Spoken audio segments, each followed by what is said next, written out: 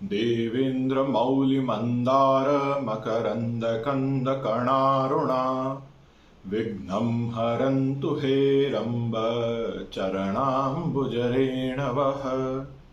श्री परादेव्यै नमः। श्री कालसंकर्षिणी देव्यै नमः। श्री सिद्धलक्ष्मी देव्यै नमः।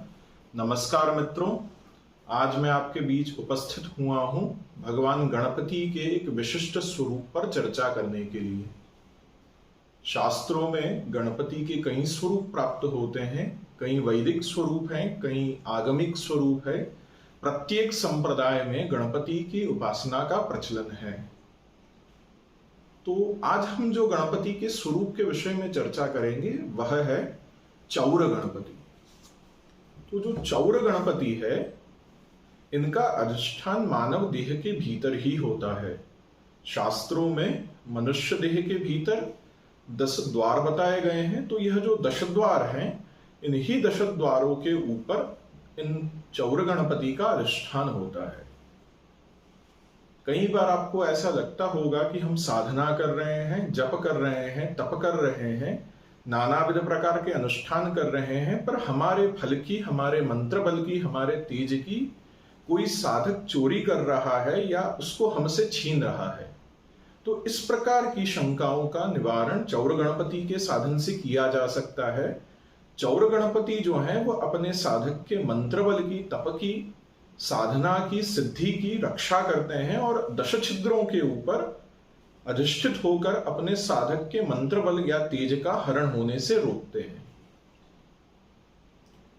जो शास्त्रीय विधि है उसमें नित्य क्रिया जो की जाती है, आहनिक कृत्य जिसे कहते हैं, उसमें नित्य ही शाक्त संप्रदाय में दीक्षित साधक भगवान चौर गणपति के न्यास को करते हैं। और वह न्यास करने के पीछे का जो कारण है वह यही है कि दिन भर में की जाने वाली साधना, नित्य क्रिया और जो पुण्यादि हैं उसका कोई हरण ना कर सके, उसके मंत्र बल का, तेज का कोई हरण ना कर सके, उस मंत्र की शक्ति को, मंत्र बल को कोई अन्य साधक या अन्य व्यक्ति या अन्य सिद्ध पुरुष अपने तेज से आकृष्ट ना कर सके, वह हमारे ही साथ हो।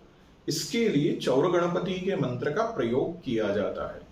शाक्तागमों में वर्णविलास तंत्र तथा गाणपत्यागमों में श्री गणेश्वर मर्षिणी में चौर गणपति के विधान हमें प्राप्त होते हैं। इसके अतिरिक्त विनायक तंत्र में भी चौर गणपति के मंत्र आदि के प्रयोग हमें प्राप्त होते हैं। विशेषकर तंत्र के गौड़ीय संप्रदाय में चौर गणपति के न्यास का विशेष रूप से प्रचलन है। और गौड़ीय संप्रदाय के जो निबंध ग्रंथ हैं, जैसे प्राणतोषण भट्टाचार्य कृत, प्राणतोषणी आदि, इन ग्रंथों में चौर न्यास का विशेष रूप से वर्णन प्राप्त होता है। प्रायः जो एक एक द्वार है या एक एक देह में छिद्र है, उसके ऊपर साधक 10 बार एक विशिष्ट बीज का जप करते हैं। कई बार समयाभाव के कारण शास्त्र में 1 बार की भी अनुमति है कि एक छिद्र पर 1 बार एक विशिष्ट बीज का जप कर लिया जाता है।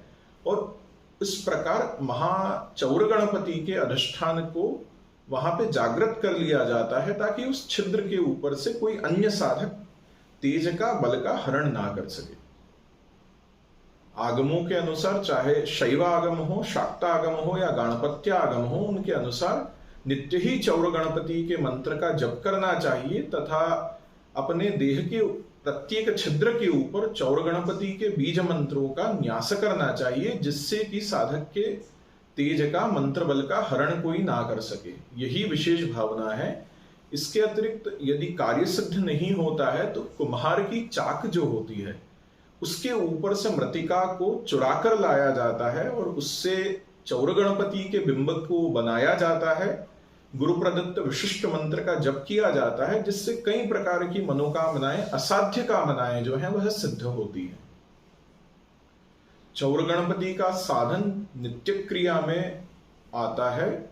इसके अतिरिक्त कई साधक हैं जो नित्य में असमर्थ हैं, तो वे चतुर्थी को या गणपति के अपने अपने संप्रदाय के अनुसार जो वार माने जाते हैं, जैसे मालव प्रांत में बुधवार को माना जाता है, महाराष्ट्र आदि अन्य प्रांतों में मंगलवार को या शुक्रवार को महागणपति, चौर गणपति से संबंधित माना जाता है।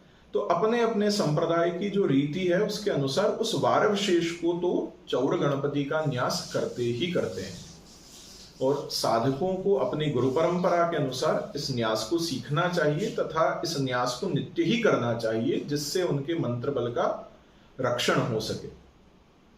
चौर गणपति जो हैं वह अपने साधक के मंत्र फल की रक्षा करते हैं और इस शरीर के भीतर ही उनका अधिष्ठान होता है, ताकि किसी भी छिद्र से कोई तेज का हरण ना कर सके।